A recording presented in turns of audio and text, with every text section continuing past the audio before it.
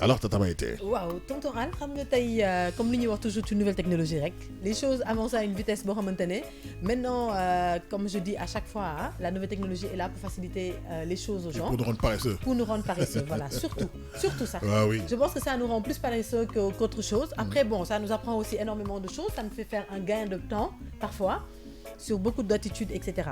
Donc tey xam nañ ne am na ay réveils vocaux yoo xamante ne ils sont des réveils intelligents donc interactifs. boo xoolee tey ci téléphone bu nekk di nga gis application boobu noonu application boo xamante ne par exemple da ngay mën su fekkee da nga bëgg a woo benn nit par exemple tayal nga tapé turu nit ki wala tayal nga tapé numéro nit ki da ngay wax rek Moussa. lu ci mel ni Siri. mooy comme Siri par exemple voilà reconnaissance vocale bi comme Siri bi muy wax nii nga xam te nañ koy retrouver ci iPhone yu bëri. donc voilà iPhone yëpp sax je pense am nañ Siri ah. waaw Siri loolu la man Siri dama koy gis sama téléphone bi mais. mais da nga koy activer. option bu ñu activer la activer leen après. Siri dafa bëri wax de. Siri de lenn dinaa la ko wax. bés boo bindee turu soxna boo fekkee boog da ngaa am foo jàdd yàlla def nga am foo jàdd. am tur boo bind. ñëw toog si kër gi Siri daal kooku di la woo. téléphone bi dina la ne diw. téléphone ñëpp di ko dégg. mais yomb naa sa bouton bi rek ngay def appui long. loolu de lu leer après nga activé. non baax na donc nga ni saa ji génnaat na ci de. nga toog bañ a activé. ku jubul daal ku jubul ak kuy làqatu. bul jël Siri. téléphone bi moom buy sonné moom tur ki lay woo dañ koy wax. noonu lay waaw jouer bu dee bonbon la mu tuddee ko bonbon. jouer la bonbon. daaw da seet naa ba seet ne Seydina jubul. non man grave c'est bon. réglé wul mais ñoom tamit war ñu woon def loolu ci téléphone yi. baaxul ñoom bu ñu defee dañoo def activé ak désactivé. yaay def sa choix. man sax sama bos dindi lañ ko. yaay choix xam nga nag seet naa ba seet mais depuis tout à l'heure ñu ngi déconcentré. concentré wu may tee. c'est que Seydina jubul. voilà. aw ma dinaa li Siri bi bu ñu ko def sama téléphone. yow saa mën nga nopp wala doon.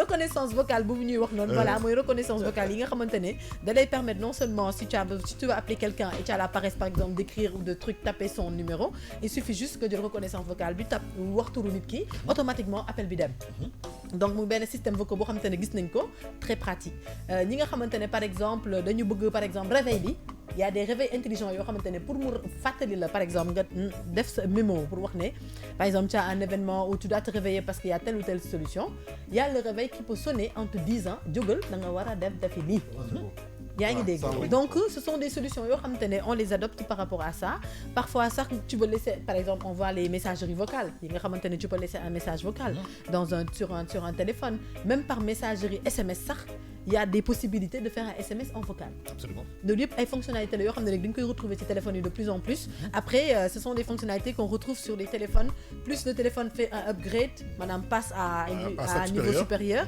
plus on a des fonctionnalités yoo xam te ne dañ koy augmenter ci biir téléphone yi pour permettre faciliter la tâche à nit ñi pour que ñu mën a def da nga koy xoolee tey ci WhatsApp il suffit que nga jël sa téléphone téye bouton bi def nii wax sa soxla message ba dem tu n'as plus besoin de taper le message sur WhatsApp ou d'écrire un texto tu peux utiliser directement le vocal ni mu amee ci WhatsApp noonu la amee ci yeneen application yi am ci téléphone yi comme ay Snap ak comme ay Imo ak ay et cetera bi fi xewoon fan yee WhatsApp demee nu mu tudd Telegram ay Telegram ay Messenger oui donc justement c'est pour te montrer ni que tey jii nii on est arrivé à un niveau de technologie boo xamante ne li habitude yu ñu amoon dafa mel ni tey tactile bi avant on était sur sur la touche aujourd'hui tout est tactile lépp looy def tactile la donc pareil aussi par message bi nga xam ne da nga ko daan taper tey t'as plus besoin voilà assuré ngook t'as plus besoin de taper il te suffit juste de faire un message vocal et automatiquement on le reçoit. Maïté pour compléter ce que tu dis en fait dama gis benn publicité boo xam ne Amazon moo ko def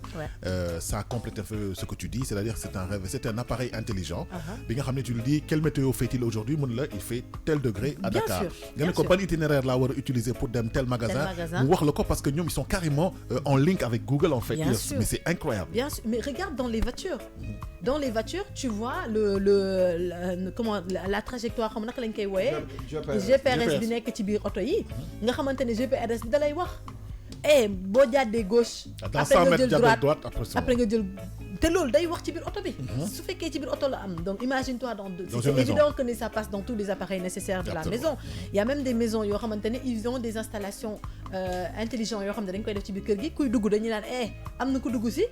telle heure la dugg telle heure la génn tout ça c'est des trucs. wala la reconnaissance vocale man la mu bàyyi la nga am na ñoo xamante ne pour nga dugg si biir kër gi il faut nga def reconnaissance vocale pour nga mën a dugg dafa mel ni reconnaissance faciale yi nga xamante ne moom la ñuy def tey pour dugg sa biir kër su la neexee reconnaissance faciale ngay def donc ku bokkul ci kër gi mënul dugg parce que il faut nga def facial bi pour que matériel bi mën a kii bi mën a reconnaître digicode bi mën a reconnaître waaye nag am na benn affaire bu am c'est que reconnaissance faciale boobu bés boo appelowee di nga am ba nga di problème parce que doo dugg sa kër non c'est que on en rigole mais ça m'est arrivé baa nga make up dama def empreinte xaw ma naka laa ko defee mais ba mu bëggaat ubbi waat sama téléphone parce que sa loxo dafa tooyoon wala mu takk dara voilà du c'est ça wala nga gaañu wala nga déformé wu et cetera seen affaire yooyu ngeen di diw seen kanam yi make up yee bëggee comment vas-tu Kader ku ci def facial ba def si loolu non en fait li ma non facial ak make-up ça n'a rien à voir. yow loolu yëpp on parle de technologie. waaw mais xaaral.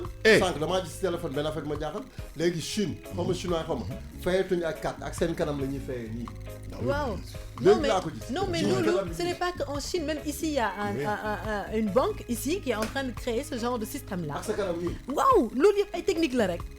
dañu bëgg sécuriser on essaie de sécuriser maanaam si mode de sécurité la ñu nekk ci période de sécurité la ñu nekk avec l'avancée de la technologie on essaie de créer des choses yoo xamante ne ça va être plus pratique pour les gens et plus commode et en même temps plus sécurisé pour chacun donc ils essaient de créer des choses yoo xamante ne après dañ koy tester xool si ça passe ça continue si ça ne passe pas on laisse tomber. parce que xam nga lu tax loolu c'est que dañu bëgg réduire trop de criminalité bi gars yi bëggatuñu kenn yore xaalis en fait ñoom en fait j'ai l'impression que dans un si benn moom am na benn moment boo xam ne nañ fa tollu mais xaalis xobat doomati mais léegi nit ñi soxlaatuñu xaalis sàcc yi nit ñi ci boppam lañ soxla xanaa yëgoo loolu mais c'est incroyable parce que tey doyewuñ dara xaalis da ngay génn gabu banque bi boo reppee am na ku la topp depuis 1900 balaa ngay dugg ci gab bi xam naa ne benn maire ndeysaan da doon dem ay Mali di jënd cuub dem ay Dubaï jol lu mat 8 millions dafa génn ci banque bi même pas 5 mètres ñu ne coppet xaalis bi devant tout le monde.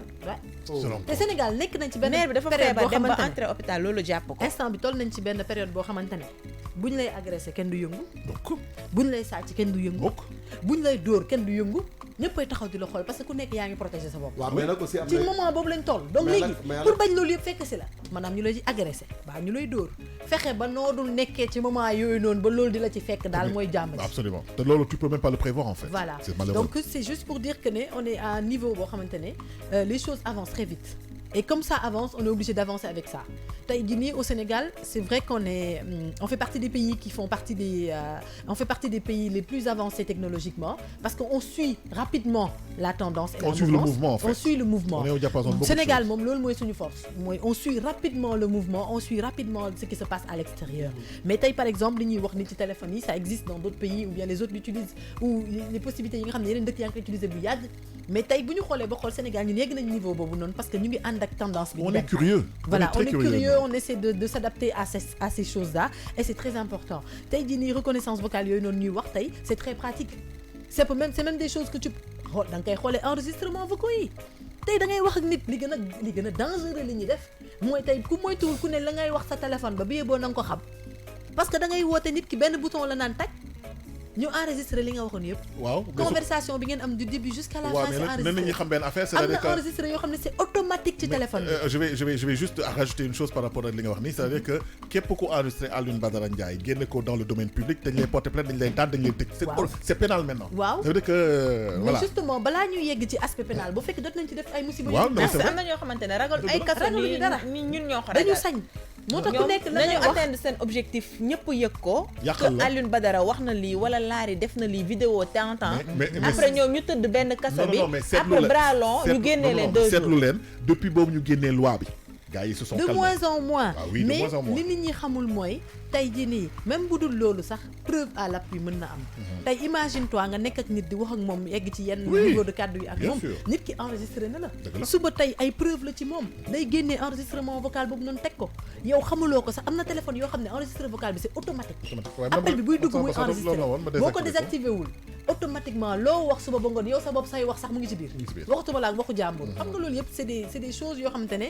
c'est de la technologie. D'une certaine manière c'est intéressant parce que tey mën na la peut-être jàppale ci benn problème boo amoon d'une autre manière c'est c'est dangereux. Absolument. Parce que mën na la yóbbu ci niveau boo xamante ne. moo mooy loolu. moo tax il faut être raisonnable Voilà. et l'utiliser à bon escient. Donc tout ça, sachez que il y a des réveils intelligents, il y a des applications intelligentes vocaux yoo xamante ne ça existe dans les téléphones comme dans d'autres matériels électroniques qui peuvent être utilisés, mais il faut savoir les utiliser dans le bon sens. Absolument. Et c'est des options yoo xamante ne c'est à choisir. Donc su la neexee nga activer ko, su la neexee nga désactiver ko, ce n'est pas obligatoire. Absolument. Mais ça existe quand même et ça nous facilite la tâche voilà sur beaucoup de choses.